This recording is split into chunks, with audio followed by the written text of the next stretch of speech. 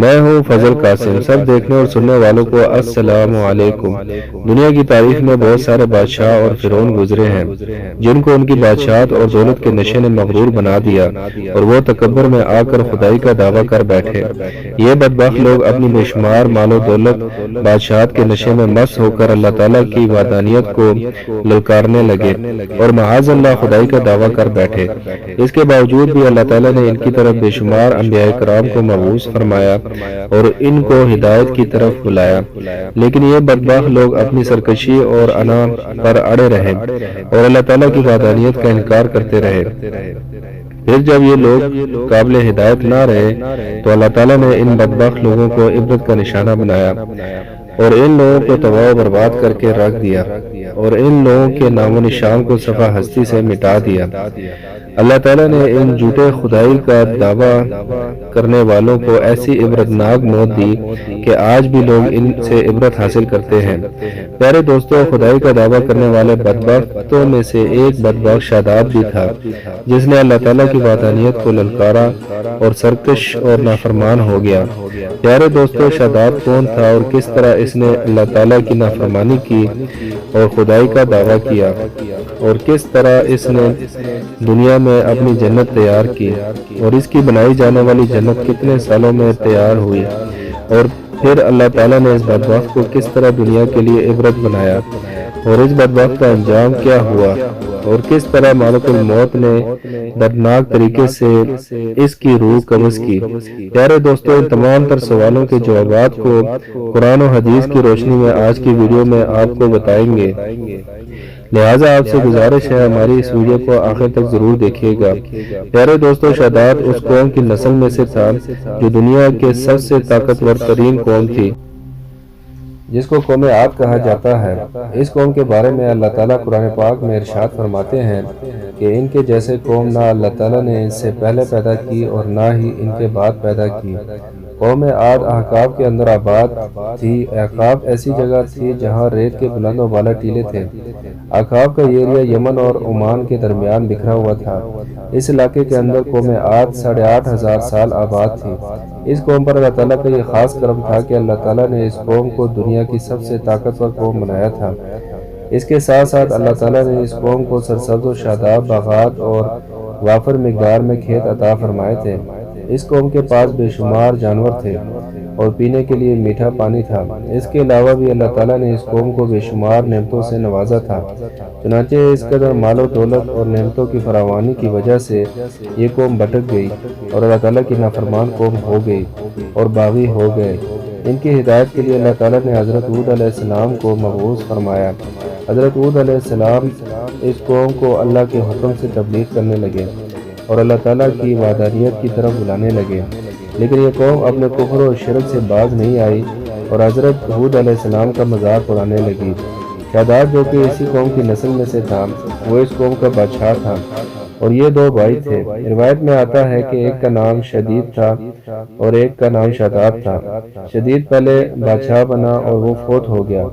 اس کے فوت ہو جانے کے بعد شاداب نے حکومت سنبھالی اور اس طرح یہ دنیا کی سب سے طاقتور قوم عاد کا بادشاہ بن گیا۔ پیارے دوستو، شاداب ایک وسیع و عریض سلطنت کا بادشاہ تھا۔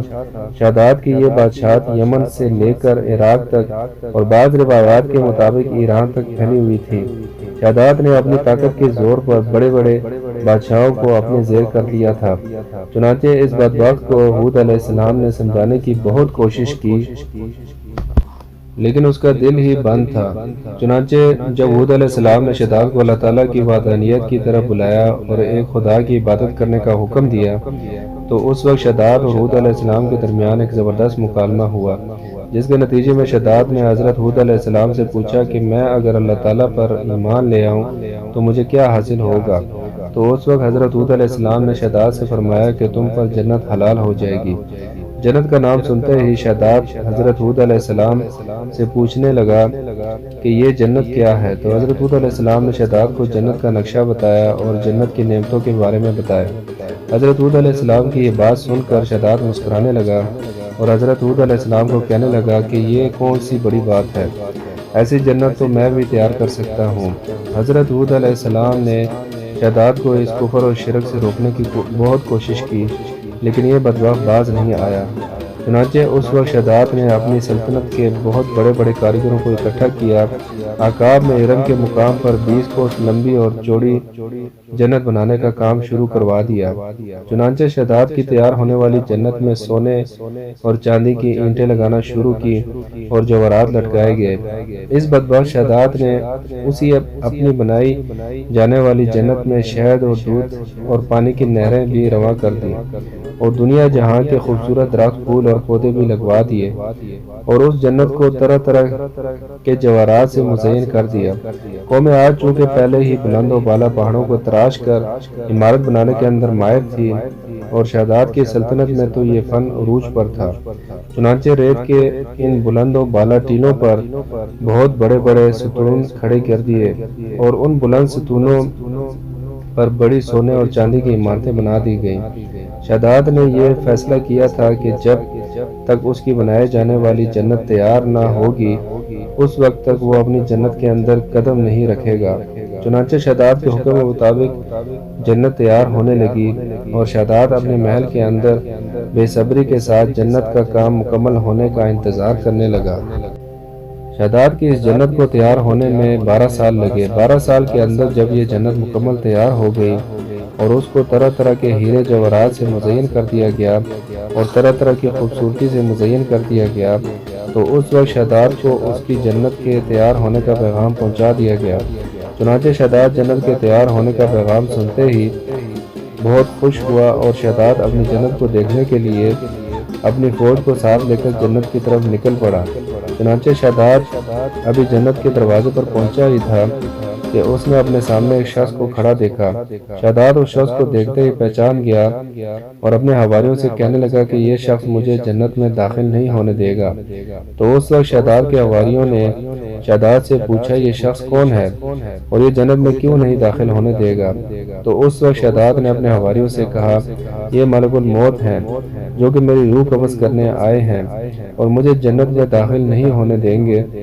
اس وقت شداد بدبخت ملک الموت سے عرض کرنے لگا کہ مجھے صرف اپنی جنت میں قدم رکھنے کی مہلت دے دی جائے، لیکن اللہ تعالیٰ کی طرف سے مقررہ فرشتے نے جواب دیا کہ مجھے اللہ تعالیٰ کی طرف سے حکم ہے کہ میں تمہیں تمہاری جنت کے اندر قدم نہ رکھنے دوں۔ شداد ملک الموت کے سامنے بہت رویا اور گڑ گڑایا، لیکن ملک الموت نے اللہ تعالیٰ کے حکم کی تکمیل کرتے ہوئے شداد کی روح قبض کر لی۔ چنانچہ شداد کی موت کے بعد حضرت جبرائیل علیہ السلام نے ایک زوردار چیخ ماری اور شداد کی بنائی ہوئی ساری جنت زمین کے اندر دھنس گئی اور غائب ہو گئی۔ شداد کی اس عبرتناک موت کے بعد حضرت ہود علیہ السلام نے قوم عاد کو بارہا سمجھایا لیکن قوم عاد باز نہیں آئی۔ حالانکہ شداد کا انجام قوم عاد کے لیے کافی تھا، لیکن جب انسان کی عقل پر غرور کا پردہ ہوتا ہے تو چاہے شداد ہو یا شدید اس کو کسی کام کا انجام دکھائی نہیں دیتا۔ حضرت ہود علیہ السلام نے قوم عاد کو شداد کا انجام بتا کے ڈرانے کی کوشش کی لیکن قوم عاد باز نہیں آئی اور اسی طرح اللہ تعالیٰ کی نافرمانیاں کرتی رہی، یہاں تک کہ ہود مایوس ہو گئے۔ اس وقت جب قوم عاد میں ہدایت نہ رہی تو اللہ تعالیٰ نے حضرت ہود علیہ السلام کو حکم دیا کہ وہ اپنے ساتھیوں کو لے کر اس علاقے سے چلے جائیں۔ اللہ تعالیٰ کا یہ حکم پاتے ہی حضرت ہود علیہ السلام نے آخری مرتبہ اپنی قوم کو سمجھانے کی کوشش کی لیکن وہ لوگ پھر بھی باز نہیں آئے، تو حضرت ہود علیہ السلام نے اپنے ساتھیوں کو لے کر اس علاقے سے روانہ ہو گئے۔ چنانچہ ان کے جانے کے بعد اللہ تعالیٰ نے قوم عاد پر خوفناک آندیاں مسلط کر دیں۔ اللہ تعالیٰ کی طرف سے آندھی اور طوفان 7 راتیں اور 8 دن تک چلتی رہیں، یہاں تک کہ پوری قوم اپنے بلند ستونوں اور سونے اور چاندی کی عمارتوں سمیت زمین کے اندر دھسا دیے گئے اور غرق کر دیے گئے، اور اللہ تعالیٰ نے اس قوم پر اس قدر دردناک عذاب نازل فرمایا کہ اس قوم کا نام و نشان تک نہ رہا۔ جس وادی کے اندر بلند و بالا محلات تھے وہ تمام کی تمام وادی ایک ریت کے صحرا کے اندر تبدیل ہو گئی۔ قوم عاد کے اس علاقے کو اللہ تعالیٰ نے اس طرح زمین کے اندر غرق کر دیا کہ وہاں پہ صرف اور صرف ریت کے ٹیلے باقی بچے اور کسی بھی چیز کا نام و نشان نہ بچا۔ پیارے دوستو، اس طرح اللہ تعالیٰ نے شداد اور اس کی قوم کا عبرتناک انجام کیا اور ان لوگوں کو صفحہ ہستی سے مٹا دیا۔ اللہ تعالیٰ سے دعا ہے کہ اللہ تعالیٰ ہمیشہ اپنے حضور عاجزی اور انکساری کے ساتھ زندگی گزارنے کی توفیق عطا فرمائے اور حضور صلی اللہ علیہ وسلم کے بتائے ہوئے راستے پر چلنے کی توفیق عطا فرمائے، آمین۔ یہ تھی آج کی ویڈیو۔ اپنی قیمتی رائے کو کومنٹ میں ضرور مینشن کریں، اور جو لوگ میرے چینل پر نئے آئے ہیں ان سے گزارش ہے کہ میرے چینل کو لائک اور سبسکرائب کرنا نہ بھولیں اور بیل کے آئیکن پہ لازمی کلک کریں تاکہ ایسی ہی انفارمیٹیو ویڈیو آپ کو آئندہ بھی موصول ہوتی رہیں۔ تو انشاءاللہ نیکسٹ ویڈیو کے ساتھ ملتے ہیں، تب تک کے لیے خدا حافظ۔